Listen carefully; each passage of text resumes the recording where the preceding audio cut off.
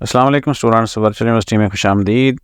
उम्मीद है कि आप ठीक ठाक होंगे। जैसा कि आप जानते हैं, रिज़ल्ट आ चुका है और रिज़ल्ट के बाद बहुत सारे क्वेश्चंस आपके जहन में हैं, तो उन सवालों के जवाब देने की कोशिश करते हैं इस वीडियो में।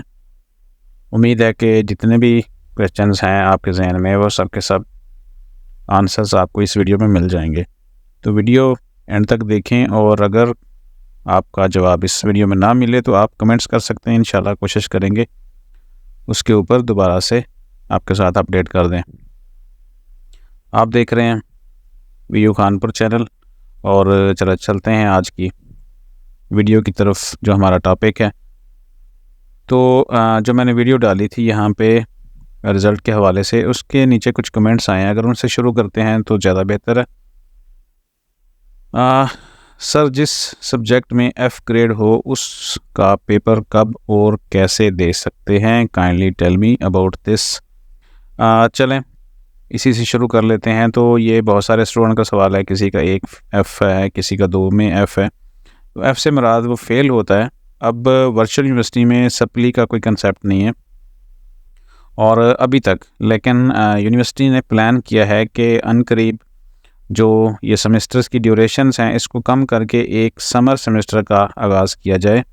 अगर किसी की कोई सप्ली है, कोई इस तरह का पेपर है, फ़ेल हो जाता है, तो वो उस सेमेस्टर में अपने फ़ेल वाले पेपर दे के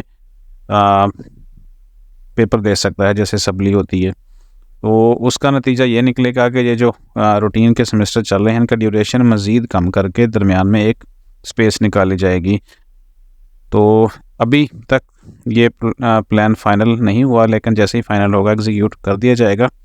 तो अभी जो मैं आपको बता दूं कि जिसमें भी कोई F है, F से मुराद है कि वो सब्जेक्ट फ़ेल है, और फेल वाला सब्जेक्ट आप जैसे ही कोर्स सिलेक्शन ओपन होगी, 3 से 4 दिन के बाद कोर्स सिलेक्शन ओपन हो जाएगी, उसमें आप सेलेक्ट करेंगे और सेम एज़ आप जैसे बाकी सब्जेक्ट पढ़ेंगे उसी को भी साथ पढ़ेंगे, और उसका पेपर अगले सेमेस्टर में रूटीन के साथ, रूटीन के पेपर्स की तरह ही होता है। जैसे अभी आपने पिछला सेमेस्टर कंप्लीट किया है, यानी उसका मिड दिया है, फाइनल दिया है, असाइनमेंट्स, क्विज़, ETC सारा कुछ दोबारा उसका करेंगे।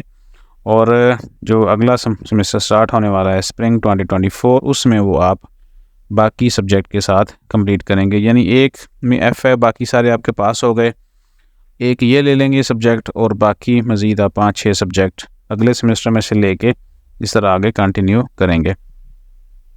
अगला सवाल है, अस्सलाम वालेकुम सर, प्रोजेक्ट पर भी वीडियो बना दें। इसके ऊपर जो वीडियो है इंग्लिश वाली, वो ऑलरेडी हमारे चैनल के ऊपर मौजूद है, आप देख सकते हैं।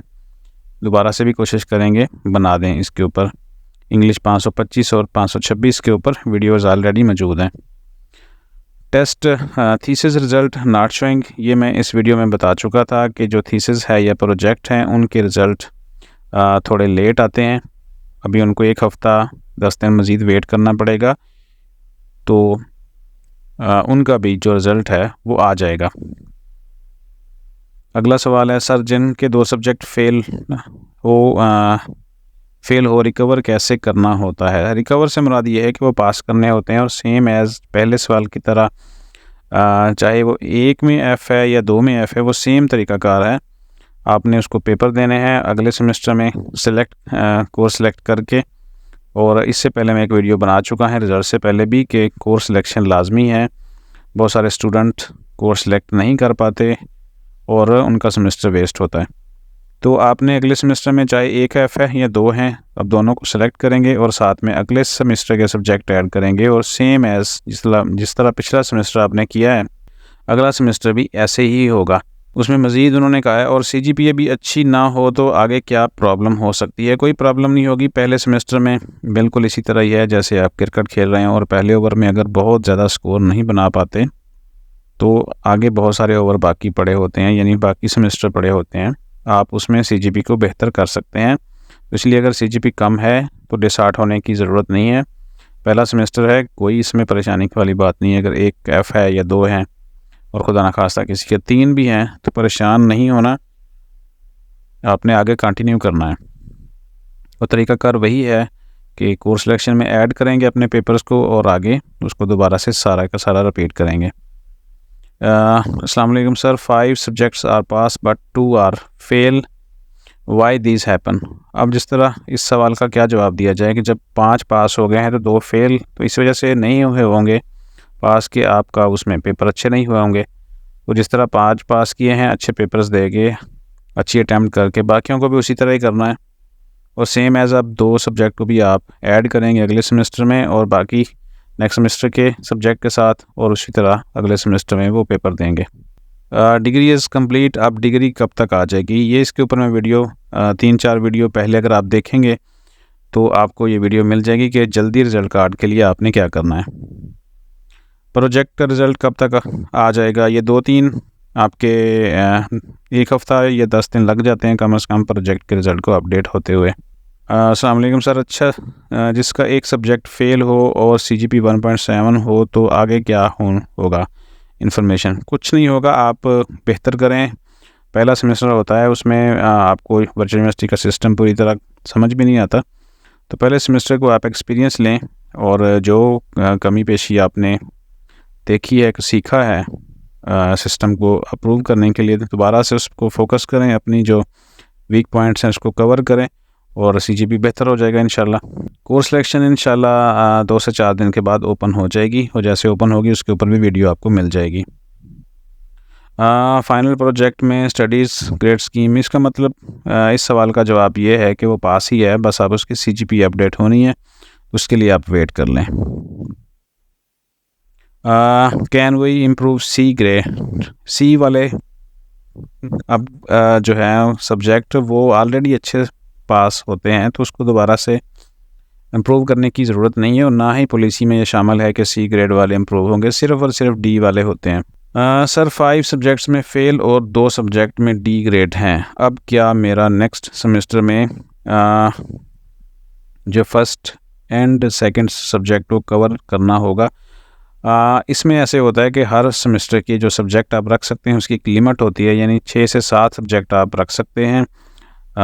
मोस्टली 6 की परमिशन होती है, 7वां भी ऐड कर सकते हैं अगर CGP अच्छा हो तो जो पास होता है वो पास है सब्जेक्ट, चाहे वो D में ही है। तो बाकी जो रिमेनिंग बचे हैं F वाले, वो आप लेंगे और कुछ 1-2 मज़ीद ऐड करेंगे अगले सेमेस्टर में से, और सेमेस्टर को आप ऐसे कंटिन्यू करेंगे, दोबारा से सारी इन सब्जेक्ट की असाइनमेंट, क्विज़, GTB करके, और इस जो सब्जेक्ट फ़ेल होता है रिपीट में, उसकी फ़ीस बाकी सब्जेक्ट की तरह भी सेम ही होती है। तो इस तरह जो अगला सेमेस्टर होगा उसमें आपके 5 ऐड होंगे फ़ेल वाले, और अगर आप 1 या 2 मज़ीद ऐड करना चाहें नेक्स्ट कोर्स में से, तो वो भी ऐड करके आप करेंगे।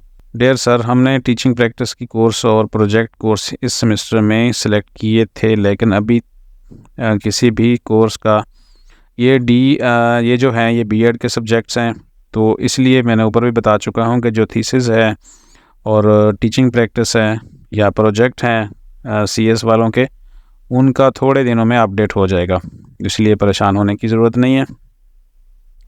अस्सलाम वालेकुम सर। अच्छा सर, जिसके 3 सब्जेक्ट फ़ेल हों और CGP 1 ये सेम एज़ क्वेश्चन है जो ऊपर था, तो बिल्कुल उसका जवाब भी यही है कि 3 हों या 2 हों या 4 हों, आप कोर्स सिलेक्शन में दोबारा से ओपन करेंगे और मेहनत करेंगे और अपने CGP को बेहतर कर सकते हैं।